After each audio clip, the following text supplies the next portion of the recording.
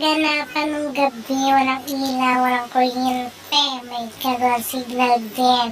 So, ang init-init. Buti na lang may power bank kami na pwede mag-charge kahit ilaw. So, ayan, nag-charge kami, may ilaw kami kahit paano.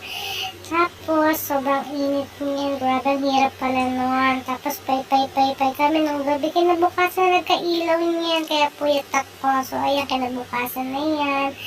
Alas 12 na yata ako nagising, hindi ako nakapasok kasi baha, ayan, sobrang baha, ayan, tapos ayan na yun, hindi na ako nakapamalengke, corned beef na lang yung inulam namin, buti na lang may corned beef kami, kasi yung ginisa ko lang siya, nilagyan ko ng sibuyas, bawang, tsaka sili para masarap, so ayan, kain-kain na kami, ayan lang yung kaganapan for today's video, tapos yan, nagpahinga lang kami, o diba, kulit-kulit ko dyan, pinidyo ko siya, tapos may nagpa-ayuda ng champurado, buti na lang, thank you sa nagpa-ayuda ng champurado, yan, may kinain kami, merienda, o diba, patabain bubble lang, tapos ayan, binigyan kami ng ate ko ng tinola po na namin. So, yan. Minute ko lang yan. Tapos kain-kain kami. Tapos nag-pray na si Kennedy.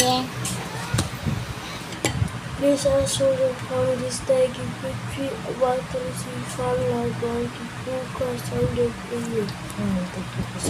Amen. Ayan. Everyday po siya nag-pray. Tanghali, tsaka hapunan.